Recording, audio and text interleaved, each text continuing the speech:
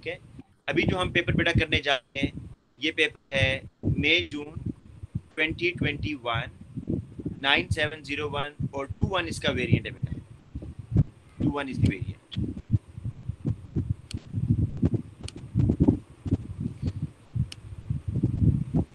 बेटा ये आपको स्क्रीन नजर आ रही है, जरा मुझे बताइएगा एक दफा, स्क्रीन क्लियर है? जी सर। अच्छा बेटा, फर्स्ट क्वेश्चन जो इसमें ये पूछ रहा है, अब देखें जो डेफिनेशन है ना बेटा वो आपको एज इट इज याद करनी है। डेफिनेशन में वो कोई भी गुंजाइश नहीं छोड़ेगा आपको गलती करने की, अगर थोड़ी सी भी गलती करेंगे मार्क्स कटेंगे। रिलेटिव मॉलिक्यूलर मास, बेटा रिलेटिव का वर्ड आ गया है, तो इस रिलेटिव के वर्ड से आपको अब ये आइडिया होना चाहिए कि रिलेटिव का मतलब है कि आपने अब जो डेफिनेशन बतानी है वो विद रिस्पेक्ट टू कार्बन बतानी है। तो रिलेटिव मॉलिक्यूलर मास बेटा आप कैसे डिफाइन करेंगे? आपने इसमें देखिए वो मॉलिक्यूलर मास की बात कर रहा है ना, और हम इसको ऐसे समझ लेते हैं कि इसी मॉलिक्यूल का अगर आपने रिलेटिव मॉलिक्यूलर मास निकालना है तो हाइड्रोजन का 1 होता है, ऑक्सीजन का 16 टाइम्स 2 होता है, कार्बन का 12 है और 2 है टाइम्स 2। तो ये जो बेटा एटॉमिक मास है ये बेसिकली आप कैसे निकालते हैं? ये रिलेटिव अबंडेंस से निकालते हैं, आइसोटोप की अबंडेंस, ठीक है। तो इसमें जो पहली चीज आपने बतानी है कि this is the weighted average mass. Relative molecular mass क्या है? Weighted average. आपको याद होगा क्लास में मैंने आपको वेटेड एवरेज का मतलब बताया हुआ है। वेटेड एवरेज क्या होता है कि जब आप आइसोटोप्स को उनकी अबंडेंस से मल्टीप्लाई करके फिर डिवाइड बाय 100 करें तो that is the weighted average. तो weighted average mass of a molecule. अब एटम की बात क्यों नहीं करने, क्योंकि वो बेटा मॉलिक्यूलर मास पूछता है, वो रिलेटिव एटॉमिक मास नहीं पूछता। तो weighted average mass of a molecule. लेकिन बेटा ये जितने भी एटॉमिक मासेस हैं इनको आप किससे कंपेयर करते हैं? मतलब आपने ऑक्सीजन का मास जो 16 फाइंड आउट किया वो आपने कार्बन से कंपेयर किया, और कार्बन के भी किससे? 1/12 ऑफ कार्बन से। तो पहला मार्क आपको इस चीज का मिलेगा कि this is the weighted average mass of a molecule. लेकिन ये जो मैसेज हैं ये किससे आपने फाइंड आउट किए? कार्बन का, हाइड्रोजन का, ऑक्सीजन का। तो relative to 1/12 part of carbon. अच्छा आगे लिखना है कि आपने कार्बन का जो 1/12 पार्ट लिया कंपैरिजन करने के लिए, वो कार्बन कौन सा था? कार्बन 12, क्योंकि कार्बन के तो बाकी भी आइसोटोप्स हैं ना। तो आपने कार्बन को स्टैंडर्ड मान, आपने कार्बन 12 को स्टैंडर्ड मानकर उसके 1/12 को आपने बेटा बेसिक यूनिट माना, और बाकी एलिमेंट्स के एटॉमिक मैसेज को 1/12 से कंपेयर किया, और फिर आपने हर एलिमेंट का एटॉमिक मास फाइंड आउट किया। तो ये अपने बेटा डेफिनेशन लिखनी है कि weighted average mass of a molecule relative to 1/12 part of carbon 12। अब बेटा दूसरा क्वेश्चन वो ये पूछ रहा है कि state the empirical formula of ethanedioic acid. ये बेटा इथेन डायोइक एसिड। अच्छा जब आपने एम्पिरिकल फार्मूला लिखना है तो बेटा पहले इस तरह करें, मॉलिक्यूलर फार्मूला लिख लेते हैं। कार्बन्स काउंट करें कितने हैं? 1 and 2 कार्बन्स। हाइड्रोजन्स कितने हैं बेटा देखें? 1 and 2 दो हाइड्रोजन्स हैं। और ऑक्सीजन बेटा कितने हैं देखें? 2 + 2 4। ये तो आ गया मॉलिक्यूलर फार्मूला। इसको एम्पिरिकल फार्मूला में लेके जाना है तो सिंपलेस्ट रेशियो बेटा निकाल लें। तो आप इसको 2 से डिवाइड कर लें तो CH2, ये बेटा आ गया आपके पास एम्पिरिकल फार्मूला। अच्छा सर वैसे मैंने ये पेपर किया था तो उसमें मैंने ना पता नहीं क्यों मैंने लिख दिया CO2H। सर उसके नंबर मिलेंगे? क्या क्या लिखा आपने? CO2H सर कुछ इस तरह करके लिख दिया था। इससे क्या फर्क पड़ता है? इससे फर्क नहीं पड़ता। नहीं आपने पता, तो चले ठीक है। सिर्फ इसमें आपने सिर्फ इसमें रेशो बतानी है कि कार्बन, हाइड्रोजन और ऑक्सीजन में रेशो क्या है। आप जिस तरह मर्जी लिखें, ऑक्सीजन पहले लिख दें, आप इस तरह करके लिख दें O2HC, इस तरह लिख दें। अच्छा बेटा आगे आ जाएं। अगला क्वेश्चन जो है ना ये मेरा ख्याल है कि बच्चों जी बेटा sir, they specify that it's a carboxylic acid, फिर don't you have to write CO2H? No no no no no no no बेटा, वो एम्पिरिकल फार्मूला पूछता है। या तो वो कहता है ना स्ट्रक्चरल फार्मूला, या वो कहता है आपसे, या वो आपसे कहता है कि आप इसमें बताएं हमें उसका डिस्प्लेड फार्मूला। मॉलिक्यूलर फार्मूला में आप क्या बताते हैं ये बताएं, या एम्पिरिकल फार्मूला में आपका टारगेट क्या होता है? रेशो। आपने रेशो बतानी है बिटवीन द एटम्स। जिस तरह मैं आपसे कहता हूँ जी आप मुझे सपोज ग्लूकोज का मॉलिक्यूलर फार्मूला बताएं, तो C6H12O6 बताते हैं ना, इसमें आप कोई एल्डिहाइड शो नहीं करते। लेकिन अगर आप इस तरह लिखना चाहते हैं तो ये मेरा ख्याल है ज़्यादा अच्छा वे है कि आप इस तरह लिखते हैं CO2H, कि आपने रिलेटिव फार्मूला भी बता दिया और उसमें आपका एक फंक्शनल ग्रुप भी शो हो रहा है। लेकिन मॉलिक्यूलर फार्मूला या रिलेटिव मॉलिक्यूलर फार्मूला में आपने एटम्स काउंट करने हैं, तो ये तो खुद ब खुद यहाँ पर फार्मूला बन गया ना आपका फंक्शनल ग्रुप। आपने मतलब शो करने की कोशिश नहीं की, सिर्फ एटम्स को आगे पीछे किया तो बन गया। लेकिन आपने जब भी एम्पिरिकल और मॉलिक्यूलर फार्मूला लिखना होता है तो उसमें आप एटम्स को काउंट करके लिखते हैं, फंक्शनल ग्रुप की वहां पर केयर नहीं करते। नेक्स्ट क्वेश्चन पर आए, how many atoms of carbon are present in 0.1 gram of ethanedioic acid. बेटा पहले इस क्वेश्चन को समझने से पहले एक चीज समझ लें, क्योंकि इसमें काफी कंफ्यूजन आती है बच्चों को। मुझे ये बताएं, अगर मेरे पास 1 मोल वाटर है, 1 मोल वाटर, तो इसमें क्या मैं लिख सकता हूं in 1 mole of water there are 2 moles of hydrogen atoms. ये बात ठीक है बेटा? 1 मोल ऑफ वाटर मॉलिक्यूल में 1 मोल ऑफ वाटर मॉलिक्यूल में 2 मोल हाइड्रोजन के एटम्स हैं। इसी तरीके से मैं अगर लिखूं कि 1 मोल ऑफ C6H12O6 मॉलिक्यूल, अगर मेरे पास 1 मोल ग्लूकोज के मॉलिक्यूल हैं तो इसमें कार्बन के कितने मोल्स होंगे? 6 मोल्स ऑफ कार्बन एटम्स, है ना बेटा? देखिए, एक है मोल्स ऑफ एटम। जब भी आपने मोल्स ऑफ एटम निकालने हैं ना, तो आपको फार्मूला से हेल्प लेनी है कि आपके फार्मूला में नंबर कितने हैं, वही आपके मोल ऑफ एटम होंगे। लेकिन अगर आपको बेटा नंबर ऑफ एटम्स निकालना है, क्या निकालना है? Number of atoms. तो नंबर ऑफ एटम्स निकालने के लिए जो आपने बेटा, जिस तरह मैं आपको यहाँ फिर बताता हूँ, 1 मोल ऑफ वाटर में 2 मोल्स ऑफ हाइड्रोजन एटम्स है, राइट? अगर एग्जामिनर आपसे कहता है ना आप नंबर ऑफ हाइड्रोजन एटम्स बताएं, नंबर, तो नंबर ऑफ हाइड्रोजन बताने के लिए आप बताएंगे कि 1 मोल हाइड्रोजन एटम्स जो होते हैं ना, इसका नंबर होता है 6.02 10⁻23। तो 2 मोल हाइड्रोजन एटम्स के अंदर कितने नंबर आएंगे? टाइम्स 2 कर देंगे बेसिकली। इसी तरीके का बेटा ये क्वेश्चन है, जरा गौर से देखिएगा। इसी तरीके से ये क्वेश्चन होगा कि देखें 0 पॉइंट, आपके पास क्वेश्चन है कि calculate how many atoms of carbon, how many atoms of carbon, ये नंबर ऑफ कार्बन एटम्स पूछ रहा है। How many atoms of carbon का मतलब है number of carbon atoms are present in 0.18 gram of ethanedioic acid.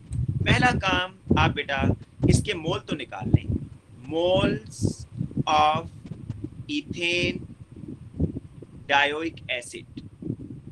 बेटा formula आप सबको पता है, मोल्स का बेसिक सा फार्मूला है, मास इन ग्राम 0.18 है, और formula mass of ethanedioic acid. बेटा formula mass of ethanedioic acid कितना होता है, कोई बच्चा बता सकता है? 90 है, 90 होगा ना बेटा। कार्बन्स के 2 हैं, 24 हो जाएगा, ऑक्सीजन 4 हैं और बीच में 2 हाइड्रोजन, को ऐड करें 90 आ जाएगा। तो बेटा मोल्स कितने आ रहे हैं जी, मैं इसको जरा कैलकुलेट कर लूं। ये आ रहे हैं 0.18 डिवाइडेड बाय 90, तो आपके पास आंसर आ रहा है 0.002 मोल्स। अब बेटा देखें, अब आपने 1 मोल से स्टार्ट करना है कि इसका जो 1 मोल है ना, 1 मोल मॉलिक्यूल, 1 मोल ऑफ, इसको मैं अगर मॉलिक्यूलर फार्मूला में लिखूं तो ज्यादा आसान है। कितने कार्बन है? 2, C2, हाइड्रोजन, ऑक्सीजन कितने हैं? 4, O4, हाइड्रोजन कितने हैं? 2। तो 1 mole of this compound, 1 mole of this molecule, इसमें कितने कार्बन एटम आ रहे हैं बेटा? कितने मोल आ रहे हैं? 2 मोल्स ऑफ कार्बन एटम। हाँ बेटा, 1 मोल C2O4H2 में 2 मोल कार्बन एटम्स आते हैं या नहीं आते? बताइएगा। Yes sir. अब आपके पास कितने मोल हैं जो आपने निकाले हैं? 0.002। तो 0.002 मोल्स में कितने मोल कार्बन एटम आएंगे? X। तो बेटा यहाँ से जरा किस क्रॉस करें, आपके पास X आ जाएगा। X is equal to 0.002 times 2। तो आपके पास बेटा ये एक आंसर जो आएगा, ये किस चीज का आएगा? नंबर ऑफ कार्बन एटम्स आएंगे, मोल्स ऑफ कार्बन एटम्स आएंगे। शाबाश, ये बताएं पहले सर। मोल्स का आएगा, ये आएंगे 0.004 मोल्स ऑफ कार्बन एटम। अब बेटा हमने जाना है नंबर ऑफ कार्बन एटम्स। तो देखें एक मोल में, यहाँ पे मैं कर रहा हूँ साइड पर, एक मोल कार्बन एटम में कितने पार्टिकल होते हैं? 6.02 10 की पावर 23। तो 0.004 में कितने होंगे? x। तो 0.004 को इससे मल्टीप्लाई करते हैं, आपका आंसर आ जाएगा बेटा 0.004 टाइम्स 6.02। तो बेटा आपके पास आ रहा है आंसर 0.02408 टाइम्स 10 की पावर 23। और आप बेटा अगर इसको उसमें लेकर जाना चाहते हैं तो पॉइंट को आप 2 के बाद लें, ठीक है? तो ये 2.4 हो जाएगा, यहाँ से 21 कर देंगे। ये बात सबको पता है ना? 2.4 हो जाएगा तो फिर टाइम्स 10 की पावर 21 आएगा। हाँ बेटा, ऐसे 2.4 इंटू 10 की पावर 21 एटम्स। क्लियर हो गए भाई? ये क्वेश्चन जल्दी से बताएं। शाबाश बेटा, हमने बड़ा काम करना है, मुझे जल्दी से अप्लाई करते जाएं। अच्छा बेटा आगे आ जाएं। अब नेक्स्ट क्वेश्चन है हमारे पास कि solid ethanedioic acid react कर रहा है विद एक्वस कैल्शियम आयन के साथ to make a precipitate of this, और वो इसको डिकम्पोज कर रहा है CaC2O4, मतलब कैल्शियम इथेन डायोएट। इसको जब डिकम्पोज करेगा तो कैल्शियम ऑक्साइड बन रहा है, कार्बन डाइऑक्साइड बन रहा है और कार्बन मोनोऑक्साइड बन रहा है। Construct an equation two represent the reaction. बेटा बहुत ही सिंपल सा रिएक्शन है, देखिए CaC2O4। अभी फिजिकल स्टेट्स बाद में डालते हैं, उसमें क्या है कि आपने स्टेट भी डालनी है, 1 मार्क्स स्टेट सिंबल्स के।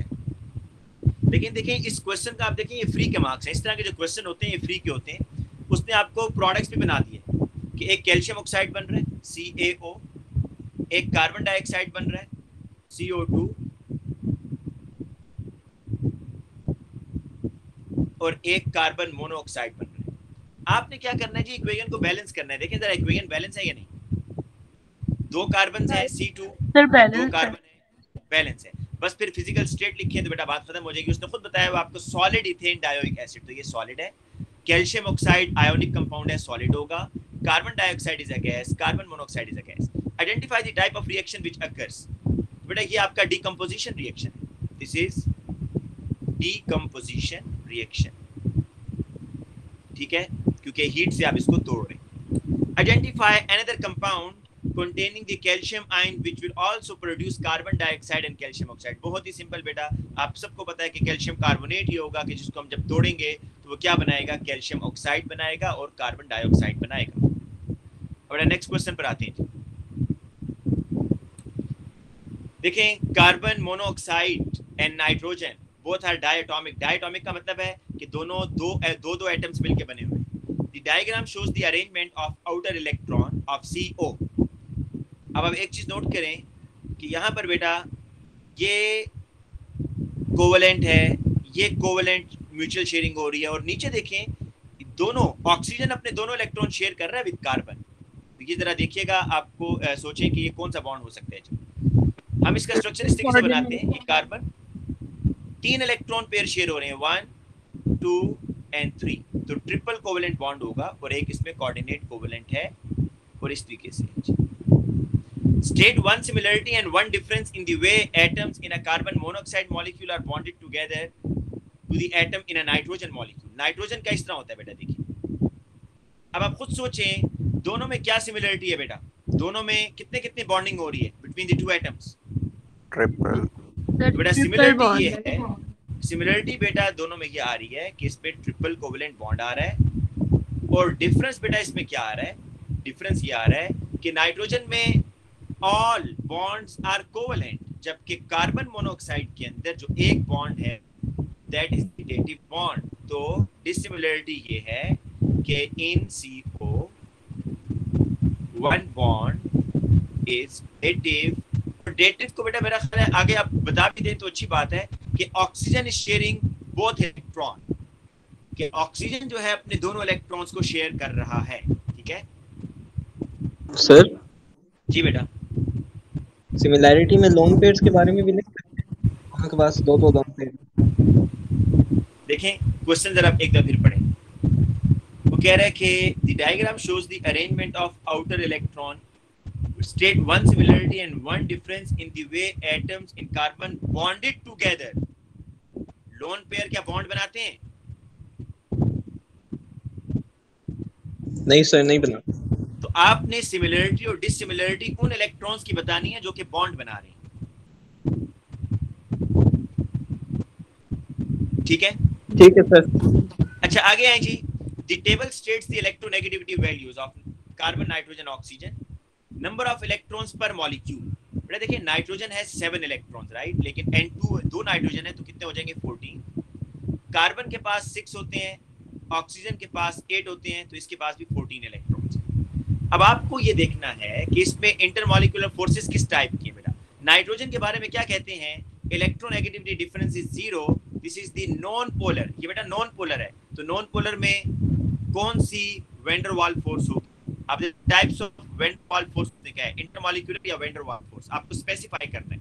तो आप इसमें लंदन फोर्स कह सकते हैं, टेम्पररी डाइपोल फोर्स कह सकते हैं, इंड्यूस्ड डाइपोल फोर्स या डिस्पर्जन फोर्स, ये सब एक ही फोर्स के बेटा नाम है। लंदन फोर्स आप कह सकते हैं, आप temporary induce, temporary dipole, induced dipole force कह सकते हैं,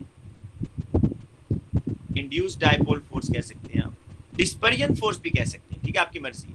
और कार्बन मोनोऑक्साइड में दो तरह की फोर्सेस हैं, आपको पता है कि लंदन फोर्सेस तो हर तरह के मॉलिक्यूल में होता है ना। तो कार्बन मोनोऑक्साइड एक आप पोलर मॉलिक्यूल है बेटा। Why polar? Electronegativity values are given, oxygen is slightly negative, carbon is slightly positive. तो पोलर मॉलिक्यूल में परमानेंट डाइपोल फोर्सेस होंगी, परमानेंट डाइपोल फोर्सेस पहली चीज, और दूसरी चीज बेटा इसके अंदर लंदन फोर्सेस भी होंगी। तो इसलिए दो तरह की फोर्सेस आपने बतानी है।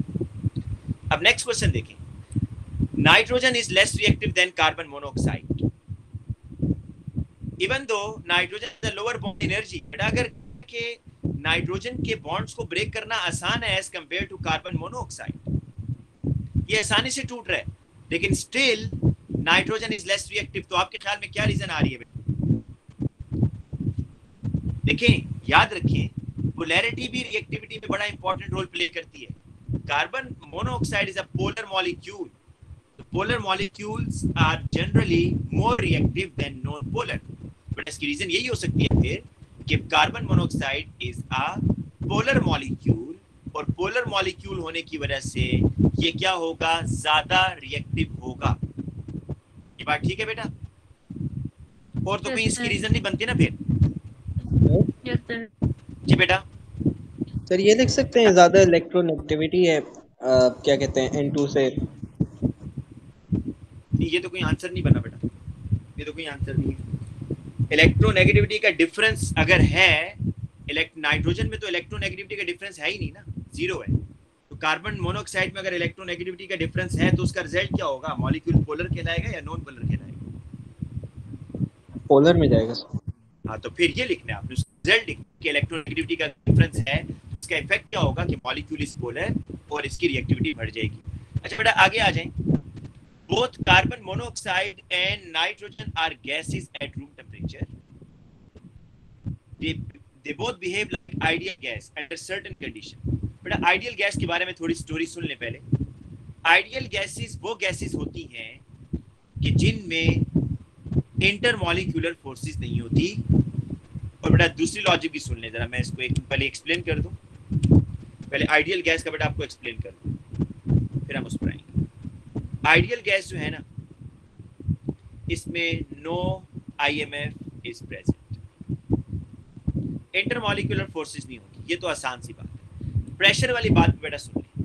देखें, जो काइनेटिक थ्योरी है ना बेटा, काइनेटिक थ्योरी वो ये कहती है कि आइडियल गैस के मॉलिक्यूल्स का वॉल्यूम नहीं होता या बहुत कम होता है। ये दो चीजें याद रखें। काइनेटिक थ्योरी ये कहती है कि जो आइडियल गैसेस हैं उनके मॉलिक्यूल्स का वॉल्यूम नहीं होता, या अगर होगा भी तो ना होने के बराबर।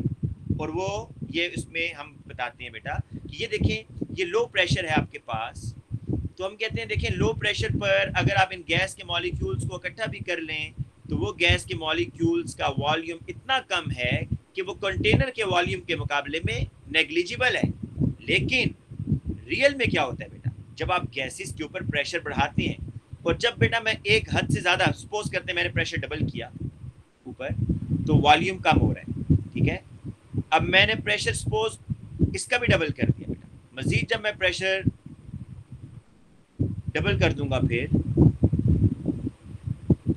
1 2 3 4 5 6 7 8 9। अब मुझे ये बताएं बेटा, क्या मैं मजीद अगर प्रेशर को यहाँ पर बढ़ाऊं मजीद तो क्या वॉल्यूम कम होगा? जी बेटा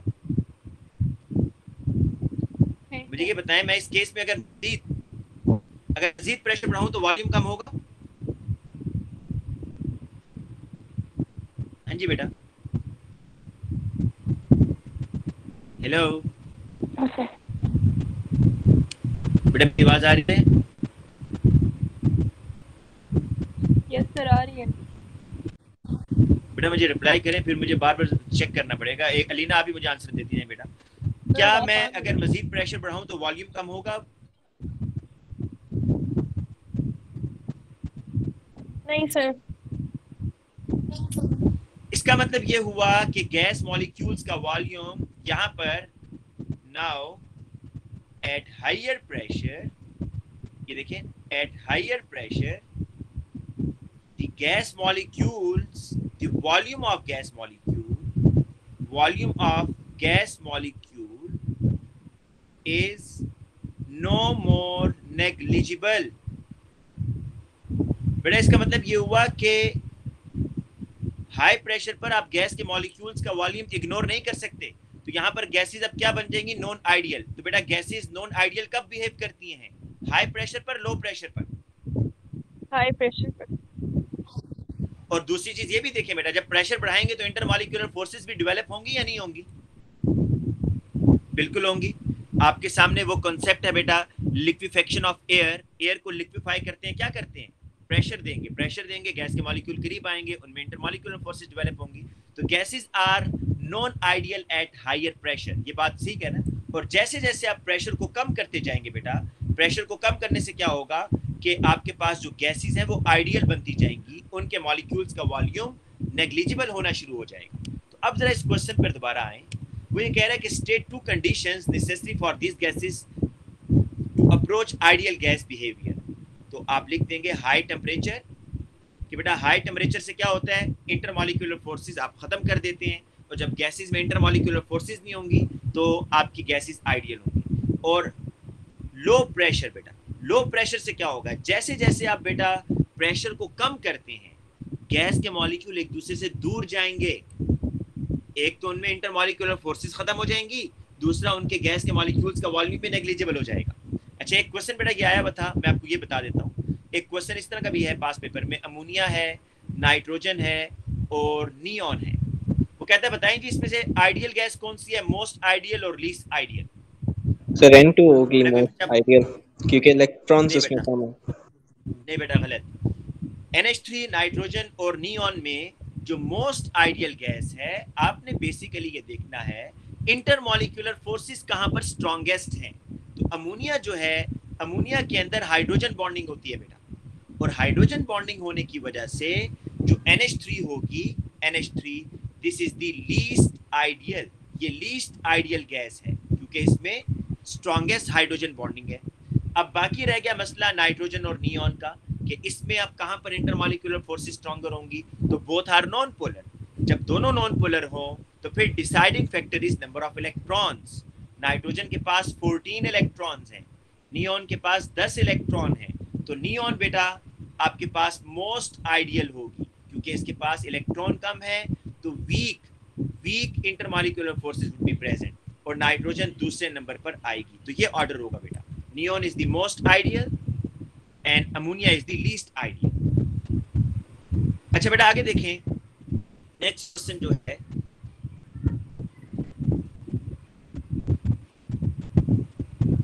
सर वैसे नाइट्रोजन डायटोमिक है, तो जब हम वैन डर वाल्स फोर्सेस के लिए लाइक इलेक्ट्रॉन्स को काउंट करेंगे तो सर हम ये नहीं कहेंगे कि डबल होंगे, क्योंकि दो नाइट्रोजन डबल कर दिया ना बेटा, डबल कर दिया ना, 7 होते हैं एक के पास, मैंने डबल करके 14 लिखी।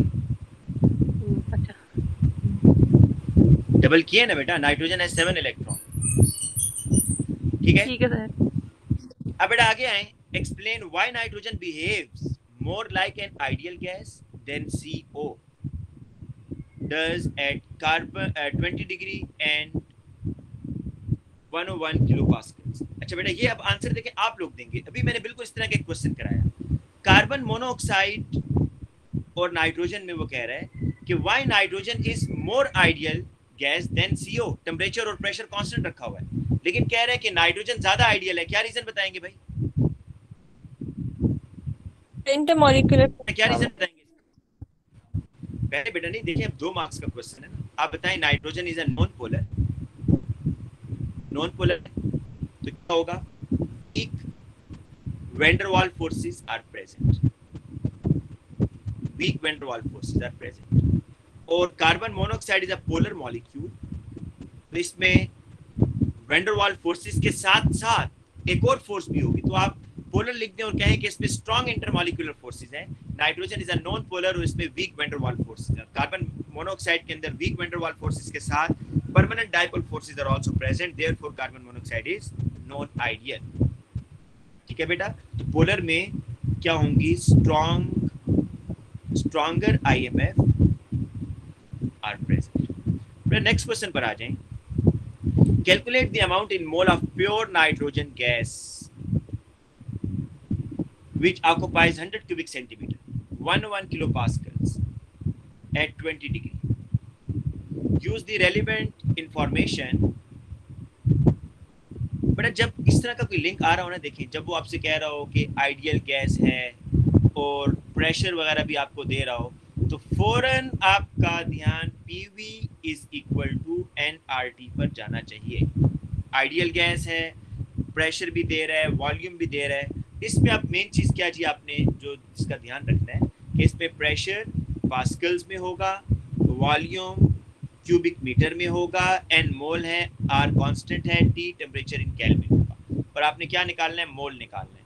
तो n is equal to PV over RT। n is equal to pressure बेटा आपके पास कितना है? 1 किलो पास्कल। अच्छा 1 किलो पास्कल है ना बेटा, तो आप किलो को ना 1000 से मल्टीप्लाई कर दें, क्योंकि आपने पास्कल्स में बताना है, प्रेशर पास्कल में होगा, तो 1 ट्रिपल 0 कर दें। वॉल्यूम आपके पास बेटा किस में आ रहा है? क्यूबिक मीटर में आ रहा है। तो ये जरा सुन लें story. Cubic centimetre, cubic decimetre, cubic metre, ये सबसे बड़ी यूनिट है जी हमारे उसमें, क्यूबिक मीटर, और ये स्मॉलर है। क्यूबिक सेंटीमीटर से जब क्यूबिक मीटर में जाना होगा ना बेटा, तो डिवाइडेड बाय 10⁶ करेंगे। क्यूबिक डेसीमीटर से जब क्यूबिक मीटर में जाना होगा तो डिवाइडेड बाय 10⁻³ करेंगे। तो अभी क्योंकि आपने क्यूबिक सेंटीमीटर से क्यूबिक मीटर में जाना है, तो बेटा आप डिवाइडेड बाय 10⁻6 करेंगे, तो आपके पास वॉल्यूम है 100। इसको जब मैं डिवाइड करूंगा तो इसको ऐसे लिख देता हूँ 10⁻6 डिवाइडेड बाय R क्या है जी? जनरल गैस कांस्टेंट 8.31, और टेम्परेचर आपने केल्विन में लेना है बेटा। 20 के अंदर 273 ऐड कर दें तो कितना हो जाएगा? 290। बेटा इसको सॉल्व कर लें, आपके पास आंसर आ जाएगा। सॉल्व कर लेंगे ना बेटा, इसको कोई मसला तो नहीं है, अब इसमें सिर्फ मल्टीप्लाई करना है, आपके पास आंसर आ जाएगा। सर ये CM क्यूब से PM क्यूब में कैसे जाते हैं? बेटा जब अंडरस्टूड है, अंडरस्टूड हो गया बेटा। अगर DM क्यूब से मीटर क्यूब में 10⁻³ से डिवाइड हो रहा है, तो यहाँ से भी 10⁻³ से होगा ना, 10, तभी तो 10⁻6 बन रहा है नीचे, या नहीं? ठीक है सर, ठीक है। CM क्यूब अगर आप इसको इस तरह देखें, मैं इस तरह में लिख देता हूँ, 1 क्यूबिक मीटर में 1000 क्यूबिक डेसीमीटर होते हैं, और 1 क्यूबिक डेसीमीटर में 1000 क्यूबिक सेंटीमीटर होते हैं। ठीक है जी। अच्छा अब आगे आ जाए बेटा नेक्स्ट क्वेश्चन पर। हाँ ये क्वेश्चन बेटा आप बहुत से देखिए। Sodium halide salts react with concentrated sulfuric acid at room temperature. Write an equation to represent the reaction of NaCl with concentrated sulfuric acid. बेटा NaCl और सल्फ्यूरिक एसिड का रिएक्शन आपने करना है, और ये आपको क्या बना कर देगा? NaHSO4 प्लस HCl के फ्यूम्स बनेंगे बेटा। अगर आपने स्टेट सिंबल्स डालने, NaCl हम सॉलिड लेते हैं, H2SO4 लिक्विड, ये सॉल्ट बनेगा, और ये बेटा आपके पास गैस बन जाएगी, steamy fumes. Name the type of this reaction बेटा। देखिए एक तो आपको यहाँ पर नजर आ रहा है कि दिस इज डिस्प्लेसमेंट रिएक्शन। कैसे कि सोडियम जो है ना एक H को रिप्लेस कर रहा है ना, एक तो आपको डिस्प्लेसमेंट की समझ आ रही है कि सोडियम हाइड्रोजन को डिस्प्लेस कर रहे हैं। दूसरा पता है आप क्या कह सकते हैं बेटा, इसको देखें, सल्फ्यूरिक एसिड क्या अपना H आयन रिलीज कर रहा है या नहीं कर रहा है, ये बताएं पहले। सल्फ्यूरिक एसिड बेटा H आयन रिलीज कर रहा है या नहीं कर रहा? Yes, sir. तो वो किसने गेन किया? Cl ने ना, HCl बन गया। तो ये एसिड बेस्ड रिएक्शन भी हो सकता है भाई,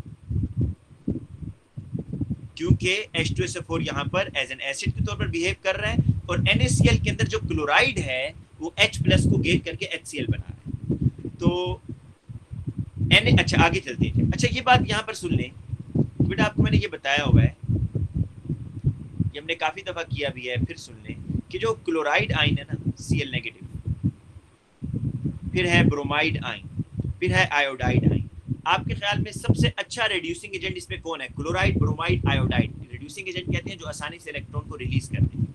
iodide sir. Iodide due to its bigger ionic size. तो क्लोराइड एक पुअर रिड्यूसिंग एजेंट है, जिसकी वजह से एक और सल्फ्यूरिक एसिड के बारे में बेटा याद रखें, sulphuric acid is the good oxidising agent. ये बात याद कर ले, क्यों? रीजन बता देता हूं। रीजन बेटा इसकी ये है क्यों सल्फ्यूरिक एसिड एक अच्छा ऑक्सीडाइजिंग एजेंट है। अगर आप इसके अंदर ऑक्सीडेशन स्टेट देखें ना H2SO4 में, तो सल्फर की जो ऑक्सीडेशन स्टेट है वो +6 आ रही है और सल्फर है भी 6 ग्रुप में। 6 के 6 इलेक्ट्रॉन सल्फर अपने लूज कर चुका है। तो अब सल्फर के पास क्या चांस है? मजीद इलेक्ट्रॉन तो लूज नहीं कर सकता ना, अब तो गेन ही करने होंगे इसने बेटा। इसलिए मैंने आपको बताया हुआ है कि सल्फर +6 से ना 2 इलेक्ट्रॉन भी गेन कर सकता है। 2 गेन करेगा तो SO2 बनाता है, SO2 में सल्फर इज 4+। सल्फर 6 के 6 भी गेन कर सकता है तो क्या बनाएगा? S सॉलिड बनाएगा। और सल्फर 8 इलेक्ट्रॉन भी गेन कर सकते हैं और फिर H2S बनाएगा। तो ये चीजें मैंने आपको बताई। अब जरा आगे आ जाए। Sodium iodide react with concentrated sulphuric acid at room temperature to form steamy fumes. बेटा देखें, जब NaCl का H2SO4 से रिएक्शन हो रहा है तो स्टीमी फ्यूम्स बना रहा है HCl। अब NaI का, मैं रिएक्शन ऐसी लिख रहा हूं, उसने पूछा नहीं है, NaI का H2SO4 से रिएक्शन होगा तो NaHSO4 सॉलिड और जो HI बनेगा, इस HI की वजह से स्टीमी फ्यूम्स आपको मिलेंगे। तो आइडेंटिफाई द केमिकल, तो वो कौन सा होगा जी? हाइड्रोजन आयोडाइड होगा। लेकिन यहाँ पर आप देखिएगा बेटा, ये सीरीज ऑफ रिएक्शन है जो मैंने आपको करवाए हुए हैं कि ये आयोडाइड आयन, ये जो यहाँ पर HI का आयोडाइड है, ये अब क्या करेगा? रिड्यूस करेगा किसको? सल्फ्यूरिक एसिड को। ठीक है, अब वो आगे वही रिएक्शन ही पूछ रहा है बेटा, वही रिएक्शन ही पूछ रहा है। मैं बल्कि आपको ये रिएक्शन कर देता हूं। अब बेटा देखिए, मैं इनके दरमियान रिएक्शन करने जा रहा हूं, HI और सल्फ्यूरिक एसिड के दरमियान। इसमें सीरीज ऑफ रिएक्शन होंगे बेटा, HI और सल्फ्यूरिक एसिड। आपको मैंने बताया ना सल्फर +6 में है, आयोडाइड -1 है। और आपको मैं ये भी बता चुका हूँ कि जो सल्फर है ये +6 से +2 में भी चला जाता है अगर SO2 बनेगा, सॉरी +4 में भी चला जाता है अगर 2 इलेक्ट्रॉन गेन करे। अगर ये 6 के 6 इलेक्ट्रॉन गेन करे तो ये सल्फर में बन जाएगा, और अगर बेटा ये 8 इलेक्ट्रॉन गेन कर ले तो ये H2S बनाता है। अभी हम तीनों यहाँ पर बनाकर देखते हैं। ये देखिए HI है और H2SO4। अगर 2 बेटा मैं HI लेता हूँ ना, मतलब 2 इलेक्ट्रॉन आयोडाइड लूज करेगा तो आपके पास सल्फर +6 SO2 में जाएगा। I-2 है ना बेटा, ये I2 में चला जाएगा, I2। और पीछे क्या बच गया बेटा? वाटर बचेगा, वाटर बनेगा पीछे।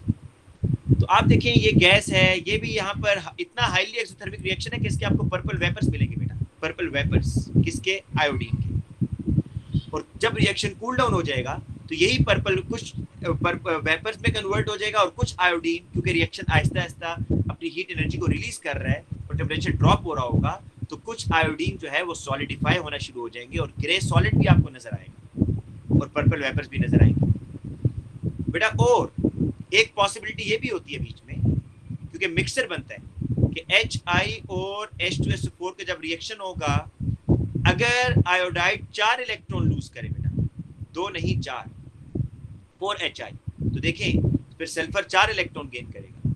अगर सल्फर 4 नहीं बल्कि 6 के साथ, 4 के साथ नहीं करेगा। अगर सल्फर बेटा 6 के 6 इलेक्ट्रॉन गेन कर ले, मतलब गेन कैसे करेगा? अगर 6 HI आप यूज करेंगे ना, तब ये 6 के 6 इलेक्ट्रॉन।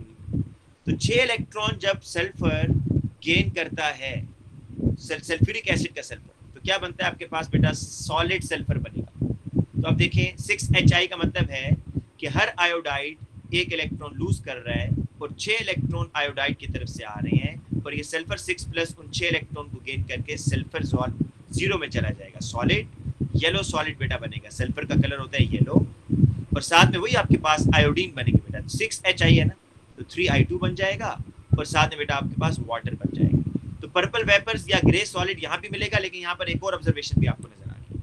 और अगर बेटा 8 इलेक्ट्रॉन लेंगे 8Hi के साथ, तो आपके पास हाइड्रोजन सल्फाइड गैस बनती है। ठीक है, तो ये मैंने मुख्तसर बता दिया आपको। अब आ जाए इस क्वेश्चन पर। कह रहे कि reaction of sodium iodide with concentrated sulfuric acid continues, forming several other products including a dark gray solid.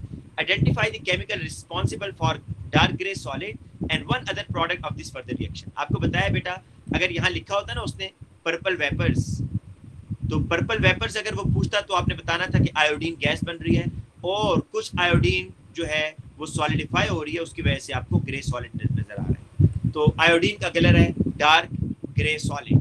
और अदर प्रोडक्ट्स क्या बनेंगे बेटा, सल्फर आपके पास येलो सॉलिड बन सकता है, H2S स्टिंकिंग स्मेल आपको इसकी मिलेगी, या रॉटन एक्स स्मेल आपको मिलेगी। बेटा लास्ट पार्ट इसका देख लें, ये भी मैं वैसे एक्सप्लेन कर चुका हूं ऊपर। Explain the difference in the observation at room temperature when sodium iodide react with concentrated sulphuric acid compared to those of NaCl। ऊपर आए, मैंने आपको कहा कि ये जो HCl है ना, ये H2SO4 से रिएक्शन नहीं कर सकता। रीजन ये है कि chloride ion is a poor reducing agent. Chloride ion is a poor reducing agent, जबकि आयोडाइड आयन रिएक्शन कर सकता है या नहीं कर सकता बेटा, बिल्कुल रिएक्शन कर सकता है। उसकी रीजन क्या होगी कि iodide ion is a stronger reducing agent. तो यहाँ पर आप क्या लिखेंगे, वो कह रहा है explain the difference in observation. Iodide ज्यादा अच्छा रिड्यूसिंग एजेंट क्यों है? उसका साइज बिगर है, न्यूक्लियस का होल्ड वैलेंस इलेक्ट्रॉन पर कम हो गया, इसलिए आसानी से लूज कर देता है। ठीक है सर। बेटा आप देखिए, iodide ion is good reducing agent, better reducing agent as compare to chloride. लेकिन बात यहाँ खत्म नहीं हुई, वो कह रहा है कि ऑब्जर्वेशन का डिफरेंस बताएं। जब आयोडाइड आयन अच्छा रिड्यूसिंग एजेंट है बेटा, और ये इलेक्ट्रॉन अपने लूज करेगा, तो इलेक्ट्रॉन लूज करने के बाद बनाएगा क्या, ये बताएं ना, क्या बनेगा? आयोडीन बनेगा ना बेटा, ग्रे सॉलिड आयोडीन आपको नजर आएगा। तो इसका मतलब कि जो आयोडाइड आयन है वो यहाँ पर ऑक्सीडाइज हो रहा है। आयोडाइड आयन क्या हो रहा है, ऑक्सीडाइज हो रहा है, -1 से देखें 0 में जा रहा है। तो आयोडाइड आयन अगर अच्छा रिड्यूसिंग एजेंट है तो उसकी ऑब्जर्वेशन क्या होगी, आपको ग्रे सॉलिड नजर आएगा। क्यों? बिकॉज आयोडाइड आयन जो है इज ऑक्सीडाइज हुआ है। तो ऑब्जर्वेशन जो है आपने यहाँ पर बतानी है। तो अब आप बताएंगे कि इसके रिवर्स आर्गुमेंट दें। जो क्लोराइड आयन है, chloride ion is poor reducing agent, so chloride ion will not oxidise. ठीक है, रिड्यूसिंग एजेंट का बेटा क्या मतलब होता है? रिड्यूसिंग एजेंट का मतलब होता है जो इलेक्ट्रॉन डोनेट करे। ठीक है, जो चीज रिड्यूसिंग एजेंट होती है ना, बेसिकली उसमें ऑक्सीडेशन हो रही होती है। तो आयोडाइड आयन अगर अच्छा रिड्यूसिंग एजेंट है, इसका मतलब है खुद वो ऑक्सीडाइज हो रहा है, उसमें से लॉस ऑफ इलेक्ट्रॉन हो रहा है। बेटा नेक्स्ट इस पर sir complete the equation for the reaction of. जी बेटा। सर इसके अंदर हम लोग ये नहीं लिखेंगे कि आयोडीन सॉलिड इज फॉर्मिंग, तो इसकी ऑब्जर्वेशन लिखेंगे बजाय इसके कि ऑक्सीडाइज हुआ है। किस वजह से हो रहा है? एक मिनट, आयोडाइड बन तो रहा है, लेकिन वो ये तो बताए ना, आयोडीन बना है, कैसे बना है, उसमें क्या हुआ है? आयोडाइड में क्या हुआ कि आयोडीन बन गया? जी बेटा, ऑक्सीडेशन। हाँ ये बताना है। बेसिकली मैं आपको सर बताऊं लेकिन बेटा, जब आप हमने इसको एक्सप्लेन करेंगे ना, आप जब इसको एक्सप्लेन करेंगे ना, तो ये ऑटोमेटिकली बीच में आ ही जाएगा, ये वर्ड बीच में आ ही जाएगा। सही है लेकिन सर। ये बताना, ये आपने लाजमी बताना है कि जो ऑब्जर्वेशन है कि मतलब क्लोराइड क्यों नहीं कर रहा है, ये लाजमी बताना है। आपने बताना है कि chloride ion is not a good reducing agent, क्योंकि देखो वो कह रहा है एक्सप्लेन द डिफरेंसेस। आपने डिफरेंसेस बताने हैं कि आयोडाइड और क्लोराइड में बेसिक डिफरेंस क्या है। तो आयोडाइड इतना अच्छा रिड्यूसिंग एजेंट है कि वो सल्फ्यूरिक एसिड के सल्फर को रिड्यूस करेगा, chloride ion is not a good reducing agent, वो सल्फ्यूरिक एसिड के सल्फर को रिड्यूस नहीं करेगा। नेक्स्ट क्वेश्चन के अंदर बेटा देखें, ब्रोमाइड आयन है और सल्फ्यूरिक एसिड के साथ रिएक्शन। अगर आपको याद हो मैं इसकी आपको कंप्लीट इक्वेशन बना देता हूँ। NaBr plus H2SO4 it gives, बेटा देखें Br negative is moderate reducing agent, ये भी सल्फ्यूरिक एसिड को ना रिड्यूस कर देता है। और 2 इलेक्ट्रॉन बेटा देखें ब्रोमाइड ने किस में कन्वर्ट होना है, Br2 में, तो यहाँ से आइडिया हो जाएगा कि आपको 2 मोल सोडियम ब्रोमाइड की यूज करना है। अब सल्फ्यूरिक एसिड +6 पे 2 इलेक्ट्रॉन गेन करेगा तो किस में जाएगा, सल्फर +4 में। +4 कब होता है, जब SO2 बनता है। और साथ में बेटा क्या बनेगा आपके पास, यहाँ पर बनेगा आपके पास और Br2 बन गया, सॉरी ये आपका यहाँ पर HBr होगा ना, नॉट NaBr, ये HBr। अच्छा Br2 बन गया, सल्फर डाइऑक्साइड बन गया और साथ में वाटर बनेगा 2H2। इसी बेस पर आपने ऊपर वाली इक्वेशन कंप्लीट करनी है बेटा। ब्रोमाइड है और सल्फ्यूरिक एसिड भी है, तो आपको 2 प्रोडक्ट्स तो फौरन पता चल जाने चाहिए कि ब्रोमाइड ने ब्रोमीन में जाना है, क्योंकि ब्रोमाइड ब्रोमीन में जा रहा है, इसका मतलब है 2 ब्रोमाइड यूज किए, each bromide will lose 1 electron, तो 2 ब्रोमाइड हैं, 2 इलेक्ट्रॉन लूज करेंगे, सल्फर +6 2 इलेक्ट्रॉन गेन करके सल्फर 4+ में जाएगा, जो कि SO2 के केस में ही हो सकता है। और तीसरी बेटा क्या चीज बनेगी, यहाँ पर आपके पास वाटर बनेगा H2O, ठीक है। वाटर को बैलेंस कर लें आप। अच्छा ऑक्सीजन को हम पहले बैलेंस कर लेते हैं। ऑक्सीजन देखें यहाँ पर है 4, यहाँ पर है 3, यहाँ पर कम है ना बेटा ऑक्सीजन, तो हम अगर यहाँ पर बढ़ा दें 4 हो गए, यहाँ पर भी 4 हो गए, इसका मतलब इसको हम 1 ही रखेंगे। H को देख लें, हाइड्रोजन कितने हैं जी, 4 है, यहाँ 2 हैं तो यहाँ 2 कर दें। देखिए इक्वेशन बैलेंस हुई है या नहीं हुई सर? जी बेटा। सर एक दफा एक्सप्लेन कर देंगे, अगर ऑक्सीडेशन स्टेट्स देखकर इसको फिर किस तरह करेंगे? बिनी बेटा आपने असल में पिछले लेक्चर नहीं सुने हुए ना, तो इसलिए अब आपको ये प्रॉब्लम आ रही है। चले मैं कर देता हूँ एक्सप्लेन।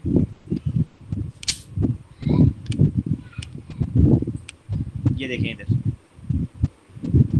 सल्फर सल्फ्यूरिक एसिड के अंदर जो सल्फर है वो +6 है, सल्फर +4 पे आपको मिलेगा, सल्फर आपको 0 ऑक्सीडेशन स्टेट में मिलेगा, सल्फर आपको 2- में मिलेगा या +6 में मिलेगा। इन 4 ऑक्सीडेशन स्टेट में आपको सल्फर मिलता है। S+4 में होगा तो हमारे जो सिलेबस है उसके अकॉर्डिंग आप प्रोडक्ट बनाएंगे SO2। S0 में होगा तो S ही लिखिए, S2- में होगा तो H2S आपका प्रोडक्ट बनेगा। अब मुझे ये बताएं, मैंने सिर्फ यहाँ पर जो हमें हेल्प मिलती है वो यहाँ मिलती है इस तरीके से, जब HI और H2SO4 का रिएक्शन, अगर मैं 2 मोल HI लेता हूँ ना, 2 मोल्स, तो इसका क्या मतलब है, आयोडाइड कितने इलेक्ट्रॉन लूज करेगा, 2। तो अगर सल्फर +6 2 इलेक्ट्रॉन गेन करे तो कौन सा प्रोडक्ट बनना चाहिए, SO2 बनेगा। अगर मैं यहाँ 6HI लेता हूँ, 6HI, तो अब जरा बताओ कि यहाँ पर आयोडाइड यहाँ से कितने इलेक्ट्रॉन टोटल लूज हो रहे हैं, लॉस ऑफ इलेक्ट्रॉन कितने, 6 लूज करेगा सर। तो सल्फर अगर सल्फ्यूरिक एसिड का सल्फर +6 6 इलेक्ट्रॉन गेन कर ले तो वो क्या प्रोडक्ट बनाएगा, सल्फर। और अगर वो 8HI लेगा, 8HI, तो यहाँ पर अब टोटल इलेक्ट्रॉन लूज कितने हो रहे हैं सर? 8। तो सल्फर 6+ अगर 8 इलेक्ट्रॉन बेटा गेन करेगा तो वो क्या बनाएगा, S2- बनाएगा।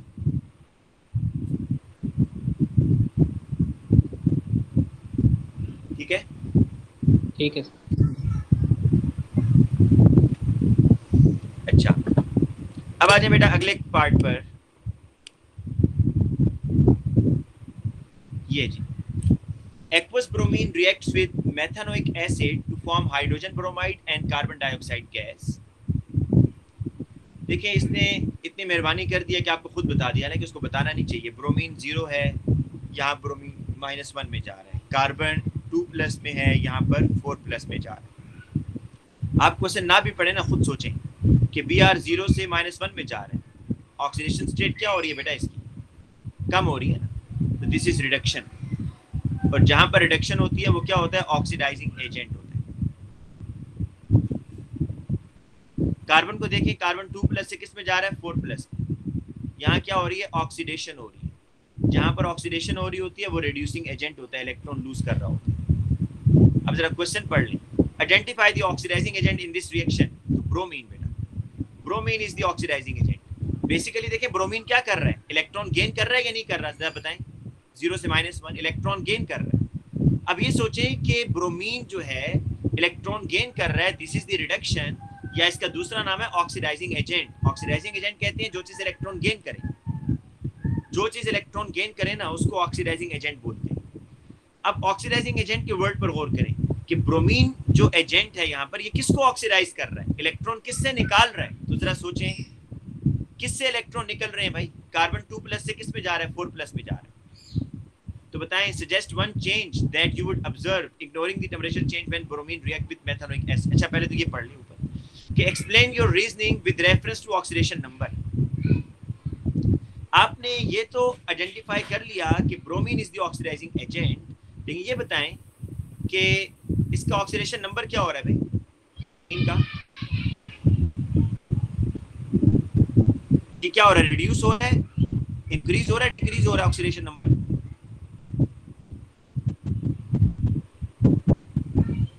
जी बेटा बताएं ना।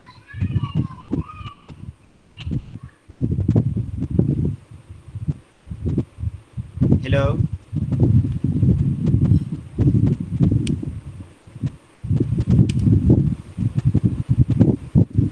हाँ जी बेटा मैं आप लोगों से पूछ रहा हूँ, बताएं कि इसका ऑक्सीडेशन नंबर इंक्रीज हो रहा है, डिक्रीज हो रहा है बेटा।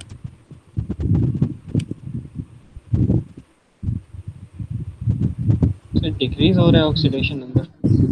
जी डिक्रीज हो रहा है, तो यही आपने बस बताना है क्योंकि उसने आगे लिखा हुआ है कि with reference to oxidation number.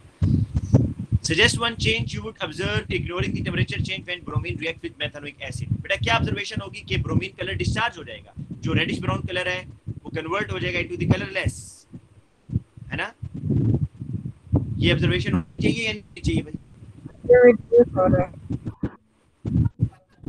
क्या चीज,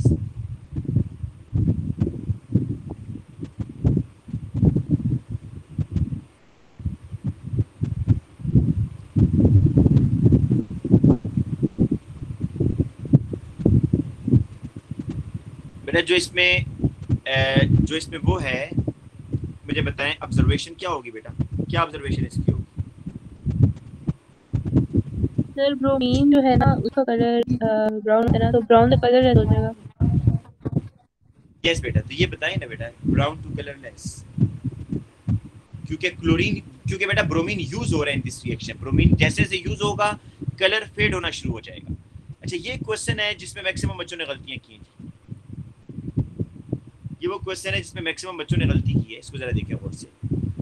The reaction can be followed by measuring the concentration of bromine present in the mixture at regular time interval. The graph shows the change in concentration of bromine against time in reaction carried out. तो ऊपर वाले reaction की बात हो रही है कि bromine use हो रहा है, ब्रोमीन यूज हो रहा है, with the passage of time concentration of bromine will decrease. Bromine की कंसंट्रेशन बेटा कम होगी। आपने इसमें ये बताना है, use the graph to calculate the average rate of reaction during the first 600 seconds, state the units। देखिए एवरेज रेट है, अगर तो वो एवरेज ना यूज करता फिर तो आपको इसका प्रॉपर जो है ना वो ग्रेडियंट मतलब टेंजेंट ड्रॉ करके फाइंड आउट करना पड़ना था, लेकिन उसने एवरेज कहा है और फर्स्ट 60 सेकंड के अंदर 600 सेकंड्स के अंदर। तो अब आपको क्या करना है, एवरेज रेट निकालने का तरीका ये है कि आप बेटा इनिशियल से फाइनल को माइनस कर दें, ऐसे होगा, इनिशियल से फाइनल को माइनस करते हैं आपके पास आ जाएगा आंसर। तो अक्सर बच्चों ने बेटा इसको ऐसे किया हुआ है कि यहां से इनिशियल वैल्यू उन्होंने ले ली है, अक्सर बच्चों ने 100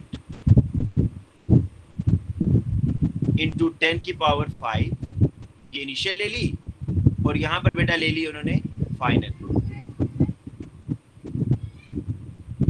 12 इंटू 10 की पावर 5 और उनको माइनस कर दिया। आप लोग भी ऐसे सोच रहे हैं बेटा, बताएं मुझे जरा। और divided by 600 second, divided by मतलब वो ये कर रहे हैं एवरेज रेट निकाल लेना, 100 टाइम्स पावर 5 12 टाइम्स 10 की पावर 5 डिवाइडेड बाय 600। हाँ जी बेटा, ऐसे ही होना चाहिए। एवरेज रेट निकालना है कि इनिशियल और फाइनल को आपने माइनस किया और डिवाइडेड बाय 600 कर दिया।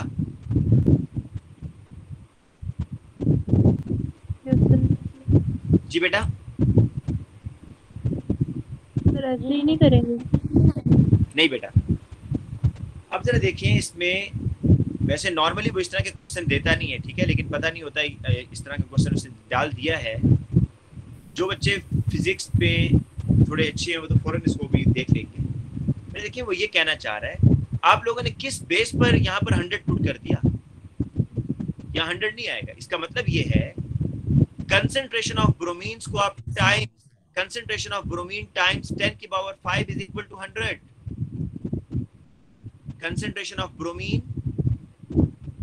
टाइम्स 10 की power 5 is equal to 100।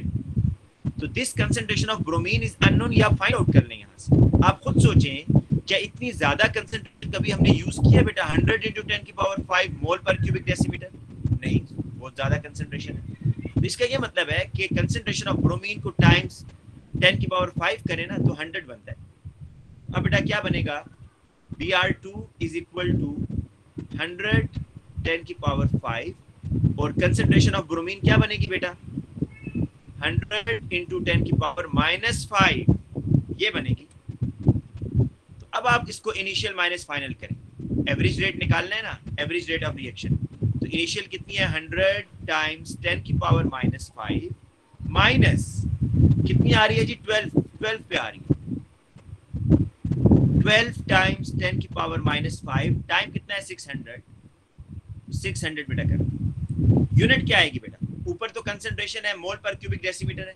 Unit अगर आपने निकालनी है, मोल पर क्यूबिक डेसीमीटर ऊपर है, नीचे सेकंड है, तो ये ऊपर आ जाएगा बेटा। तो यूनिट बनेगी मोल पर क्यूबिक डेसीमीटर पर सेकंड और एवरेज रेट ऑफ रिएक्शन पर आप इसको माइनस करके डिवाइडेड बाय 600 कर दें तो आपके पास आंसर आ जाएगा। ठीक है जी, 1.47। अच्छा, ये बात समझ आई है बेटा मेरी या नहीं आई? कि जो मैंने अभी आपको कंसंट्रेशन वाली बात समझाई। आपने डीएम क्यूब क्या लिखा है? जी बेटा, सर यूनिट से आपने क्या लिखा है? यूनिट तो मैंने बेटा इसके फॉर्मूला से लिखी है ना। एवरेज रेट का फॉर्मूला क्या होता है? रेट का फॉर्मूला होता है change in concentration divided by time in seconds या मिनट्स, जिसमें उसने दिया हुआ है। तो कंसंट्रेशन की यूनिट क्या होती है? मोल पर क्यूबिक डेसीमीटर। टाइम सेकंड में है तो एस आ गया, तो मोल पर क्यूबिक डेसीमीटर S-1। सर ये 10 -5 कैसे आपने किया? 100 into 10 -5 कैसे बेटा किया? ये आपने लेट ज्वाइन किया क्लास बेटा मलाइका? नहीं सर, हाँ बेटा, अभी यही तो नहीं, बताया नहीं, है। नहीं। अच्छा मुझे ये बताएं कि ये जो इसने यहाँ वैल्यू लिखी है, कंसंट्रेशन ऑफ ब्रोमीन कितनी है ये बताएं चलिए। Br की ये जो स्क्वायर ब्रैकेट Br2 लिखा है ये कितना है? ये आप क्यों एज्यूम कर रहे हैं कि ये 100 है? मुझे ये समझ नहीं आ रही, क्यों आपने ये एज्यूम कर लिया कि ये 100 है? इसका मतलब ये है कि कंसंट्रेशन ऑफ ब्रोमीन को आप मल्टीप्लाई करें ना 10 की पावर 5 से, तो क्या आंसर आएगा इनिशियली?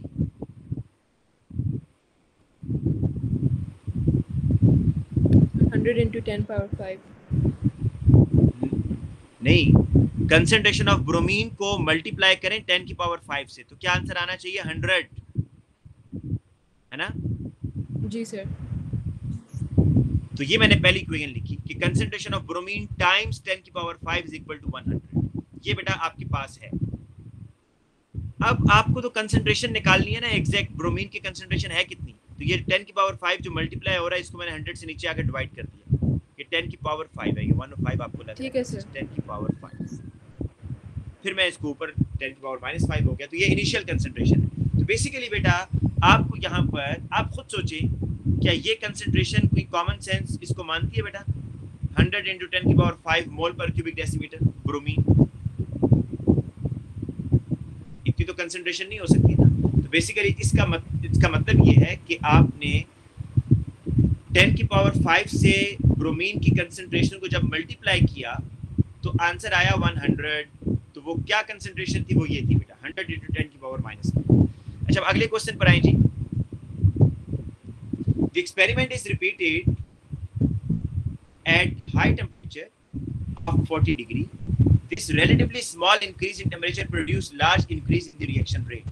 बेटा ये जो ऊपर वाला रिएक्शन है ना, याद रखिए ये पहले 20 डिग्री पर हुआ है, ये देखें इस रिएक्शन की बात कर रहा है कि 20 डिग्री पर हुआ, लेकिन अब वो कह रहा है कि आपने ये रिएक्शन 40 डिग्री पर किया, तो sketch a graph on the same axis to show the expected result when repeating the experiment at 40 degree।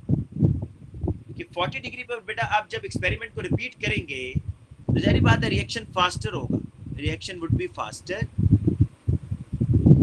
लेकिन प्रोडक्ट तो उतना ही बनेगा भाई। देखिए रिएक्शन फास्टर हुआ, मैंने लाइन जो है ना थोड़ी सी स्टीपर बनाई है, क्योंकि कंसंट्रेशन की जो कंसंट्रेशन ऑफ ब्रोमीन है वो अब ज्यादा रैपिडली डिक्रीज होगी, concentration of bromine rapidly decrease होगी, लेकिन जो प्रोडक्ट है एट द एंड वो आपके पास सेम ही रहेगा। इस चीज के बेटा मार्क्स हैं, ठीक है। इसमें बच्चे गलत भी बनाते हैं। गलत कैसे बनाते हैं कि प्रोडक्ट एट द एंड वो सेम नहीं, मैच नहीं करते, प्रोडक्ट उतना ही बनेगा टेम्परेचर के इंक्रीज या डिक्रीज करने से, क्योंकि ये रिवर्सिबल रिएक्शन तो नहीं है ना कि एंडो या एक्सो की आप बात करेंगे, तो प्रोडक्ट उतना ही रहेगा। अच्छा बेटा बड़ा ही आसान सा क्वेश्चन है कि why an increase in the temperature produce this effect. वो कह रहा है the rate of reaction increases when the frequency of successful collision. हाँ देखिए अब जो बच्चे इस चीज को रिपीट करेंगे ना उनको मार्क्स नहीं मिलेंगे। उसने क्वेश्चन में खुद बता दिया कि जब रेट ऑफ रिएक्शन इंक्रीज होता है तो सक्सेसफुल कोलिजन बढ़ती है पार्टिकल्स के दरमियान। अब आपने मजीद इसके अलावा रीजंस बतानी है कि why an increase in temperature produces this effect. ये इफेक्ट क्यों आ रहा है बेटा? जब आप टेम्परेचर को इंक्रीज करते हैं तो मॉलिक्यूल्स जो हैं या पार्टिकल्स जो हैं absorbs the heat energy, molecules heat energy को एब्जॉर्ब करेंगे और वही बोल्ट्जमैन डिस्ट्रीब्यूशन वाला आपने आंसर देना है। Now more molecules have energy greater than activation energy। जब हाई टेम्परेचर देंगे बेटा तो ज्यादा मॉलिक्यूल्स के पास एनर्जी जो है ना एक्टिवेशन एनर्जी से ज्यादा हो जाएगी और इसलिए रेट ऑफ रिएक्शन फास्टर होगा। अच्छा ये बड़ा आसान है डॉट एंड क्रॉस वाला बेटा, इसको आप इस तरह की बॉन्डिंग पहले कर लिया करें फिर ज्यादा आसान हो जाता है। देखिए आपको नजर आ रहा है यहाँ मैं कार्बन के इलेक्ट्रॉन ब्लू डॉट से शो कर रहा हूँ 1 2 3 4, तो ऊपर 2 डाल देता हूँ 3। हाइड्रोजन के इलेक्ट्रॉन यहाँ पर आ रहे हैं 1 2 3, सॉरी हाइड्रोजन के मैं सिर्फ इससे डाल रहा हूँ रेड से 1, और ये हाइड्रोजन का बेटा एक है उसको हम बाद में देखेंगे। ऑक्सीजन के बेटा ब्लैक कलर से देखिए 1 2 3 4, ये ऑक्सीजन के आगे भी 1 डॉट एंड क्रॉस है ना, चलें हम क्रॉस ही बेटा यूज कर लेते हैं फिर।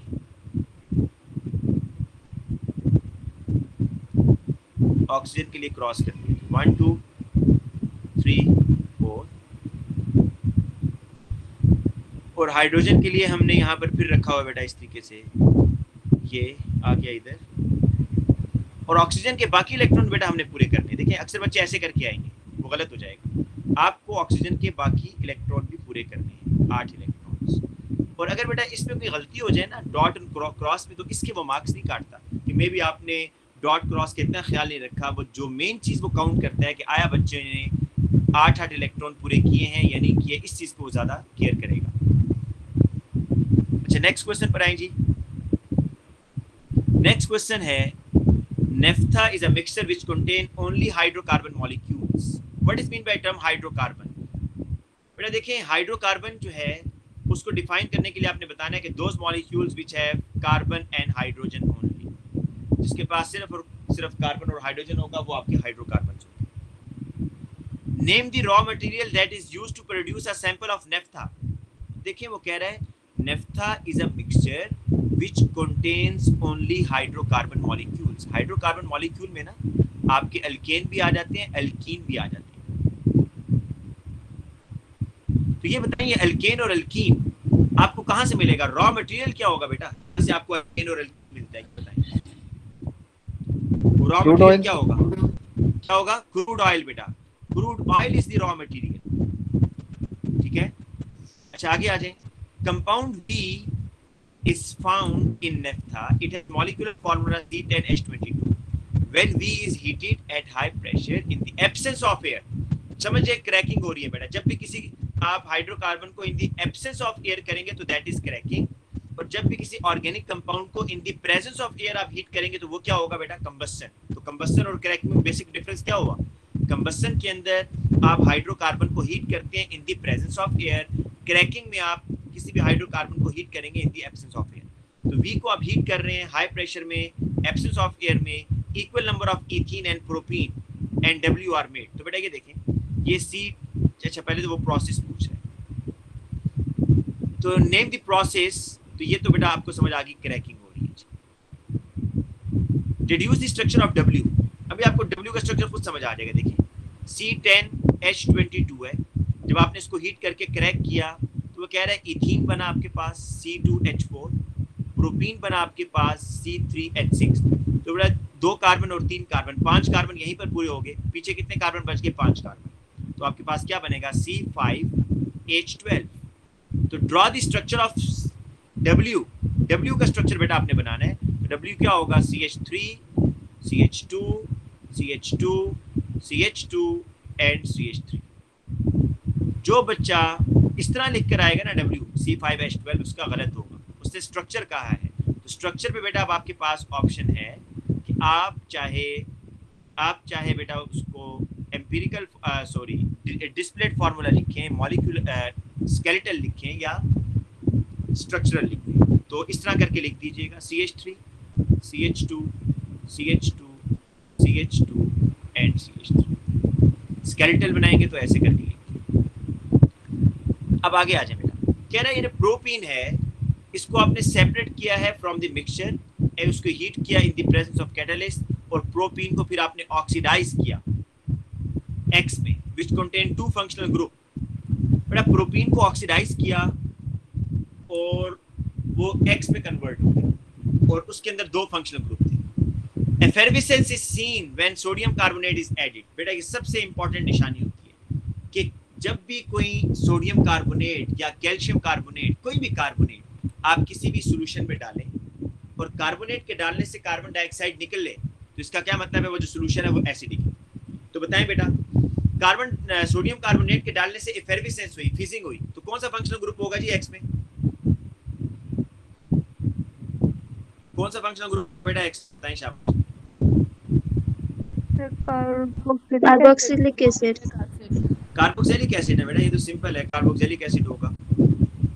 और दूसरा कह रहा है कि identify a reagent that could be used to show that X contain a carbon carbon double bond और include relevant observation. Double bond के लिए बेटा रिएजेंट आप कौन सा यूज करेंगे बताएं? Aqueous bromine. ब्रोमीन और ब्राउन से कलर चेंज हो जाएगा from reddish brown to colourless, red brown to colourless, ये आपकी ऑब्जर्वेशन हो जाएगी। अच्छा आगे आ जाए next question. X react with another reagent to form Y. Molecule of Y react together to form additional polymer. The diagram shows the repeating unit to form polymer Z. आपने बेटा इसका मोनोमर बनाना है बेसिकली। देखिए जहां से ये bracket बन रही हो ना, जहां ये ब्रैकेट बन रही हो, उस ब्रैकेट से ये बॉन्ड को तोड़े और डबल बॉन्ड बना दे। यहाँ देखिएगा मैंने क्या किया, मैं बताता हूँ।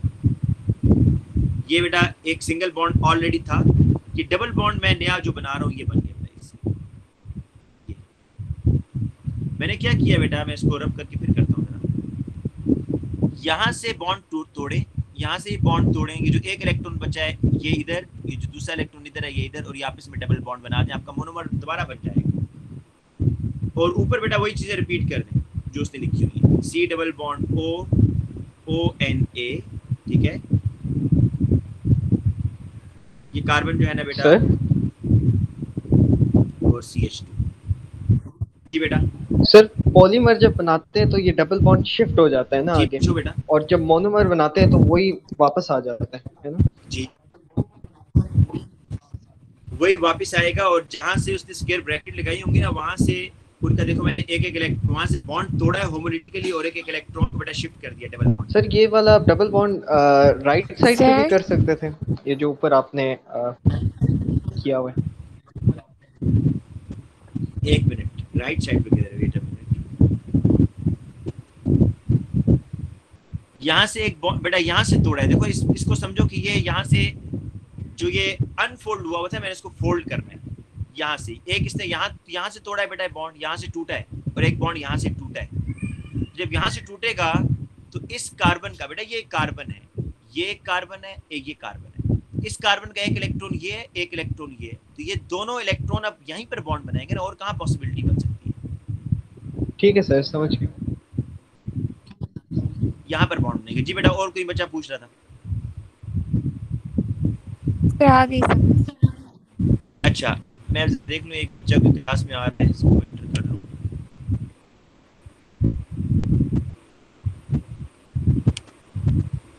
बेटा अब तो क्लास खत्म हो रही है सहर, अब बहुत लेट है, अभी तो क्लास हम खत्म कर रहे हैं बस। अब चलें, जितना रहता है उसको सुनो। Polymer Z is useful. बेटा ये पॉलीमर Z है बेटा, ये जो पॉलीमर Z है ना, इसमें देख लें क्या है, कार्बन है और ऑक्सीजन है, कार्बन ऑक्सीजन और हाइड्रोजन है, राइट।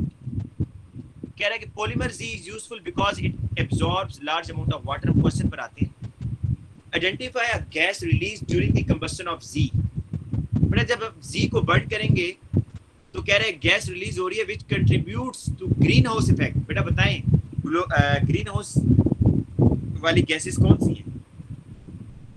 कार्बन डाइऑक्साइड है या नहीं है? Carbon dioxide gas is a green house gas बेटा।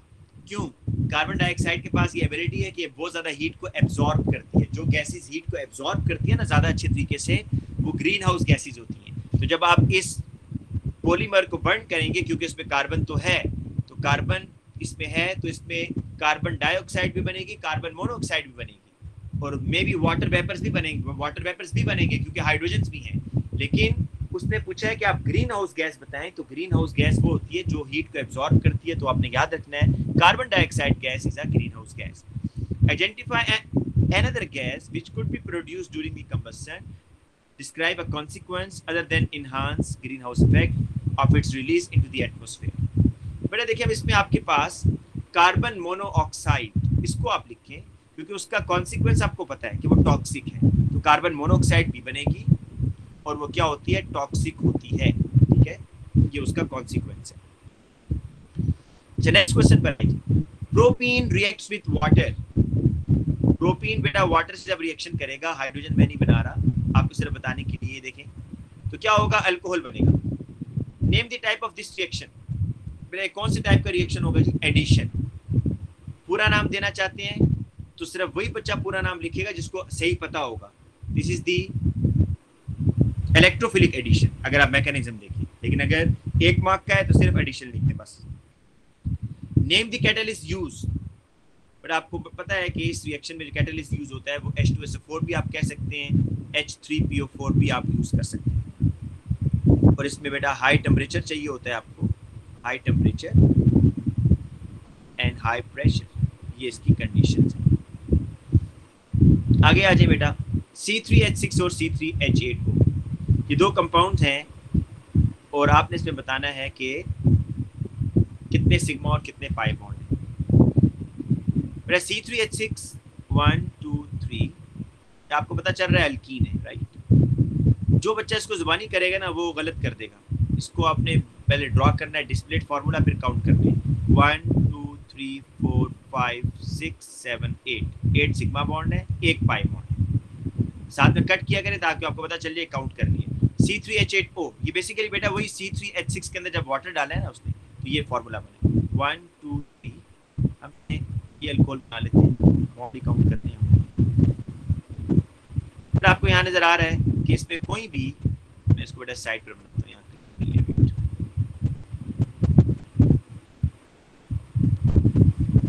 1 2 3 4 8 सारे बॉन्ड जब तक शो नहीं करेंगे ना तो आपको बॉन्ड्स काउंट करने में प्रॉब्लम होगा। और आपको सबको पता होना चाहिए कि single bond is the sigma bond.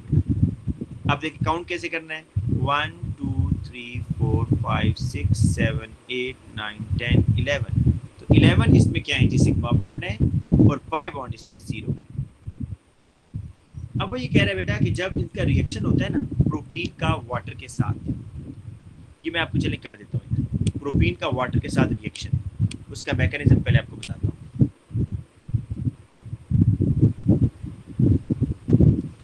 ये जी प्रोटीन और ये जी वाटर, ये स्लाइटली पॉजिटिव, ये स्लाइटली नेगेटिव, क्या होगा जी, ये जाएगा और ये इधर जाएगा। बेटा पहली पॉसिबिलिटी मैं इस तरह करता हूँ कि H को कहाँ लेके जाता हूँ, H को ना मैं कार्बन 1 पर लेके जाता हूँ, राइट, H को कार्बन 1 पर, देखिए क्या बनेगा, CH3 CH CH3 और ये OH negative with loan. Next क्या होगा, मैं इधर ले जाऊँ, ये कौन सा कार्बोकेटाइन बेटा बना है बताएं, ये कौन सा कार्बोकेटाइन? सो ये सेकेंडरी है। सेकेंडरी है, जिसमें सेकंड कार्बन, जिसमें पॉजिटिवली चार्ज कार्बन के साथ 2 है। तो पहला तो वो ये पूछ रहा है कि आप सेकेंडरी कार्बोकेटाइन का स्ट्रक्चर ड्रॉ करें, तो मोर स्टेबल जो होगा, तो बेटा ऐसे बनेगा बस। उसने कौन सा स्ट्रक्चर क्या है बेटा, draw the structure to identify, तो आप ओपन करके लिख दें, इस तरह ज्यादा आसान है, आप उसको CH3 CH CH3 ये लिख दें। लेस स्टेबल कार्बोकेटाइन कौन सा बनेगा, प्राइमरी, प्राइमरी बेटा बनता है, प्राइमरी कब बनता है वो भी सुन लें कि प्राइमरी कब बनेगा। अगर आप इस तरह रिएक्शन करते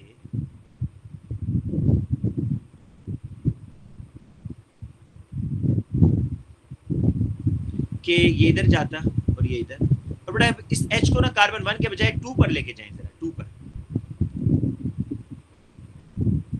तो कार्बन 1 पर पॉजिटिव चार्ज आएगा, OH नेगेटिव, और now OH will attack on carbon number 1। ये आपका बेटा प्राइमरी कार्बोकेटाइन है, जिसके अंदर देखें जो पॉजिटिवली चार्ज कार्बन है उसके साथ एक अल्काइल ग्रुप लगा हुआ है, एक अल्काइल ग्रुप। तो ये आप जरा स्ट्रक्चर ड्रॉ कर देंगे वहां पर कि लेस स्टेबल कार्बोकेटाइन कौन सा है जी बेटा। सर जो मैकेनिज्म है उसमें जब कर्ली एरोज ड्रॉ करते हैं, तो सर ऐसा तो नहीं था ना कि कर्ली एरोज जो स्लाइटली पॉजिटिव साइन है उसकी तरफ हो, समझ नहीं आई मुझे, ऐसा था समझ सर। नहीं आई बेटा, पिक्चर है ना, फिर मैं बताती हूँ ये नहीं सर। ये जो कर्ली एरो है जो नहीं एक नहीं की नहीं तरफ जा नहीं रही है, नहीं लाजमी नहीं, समझ आ गया। आप कह रही हैं कि पॉजिटिव को मुझे नीचे लिखना होगा, नहीं इससे फर्क नहीं पड़ता बेटा। ठीक है। अच्छा अब बेटा आगे इसकी वही एक्सप्लेनेशन जो आप मेरे ख्याल काफी अरसे से पढ़ते आ रहे हैं कि secondary carbocation is more stable. अब देखिए 3 मार्क्स के ना, इसमें 3 मार्क्स लेना भी एक आपको पता होना चाहिए कैसे लेना है। आप बताएंगे, वो तो उसने बता दिए ज्यादा स्टेबल है, आप बताएंगे कि tertiary carbocation there are more alkyl groups, ठीक है जी, इसमें ज्यादा अल्काइल ग्रुप्स हैं। अच्छा 1 मार्क इसके स्ट्रक्चर का होगा मेरा ख्याल। दूसरा बताएंगे सेकेंडरी कार्ब, अच्छा आप ये बता दें कि जो मोस्ट स्टेबल कार्बोकेटाइन है that is the secondary carbocation, more stable carbocation is secondary which has more alkyl groups, and alkyl groups की नेचर क्या है, alkyl groups are electron donating groups,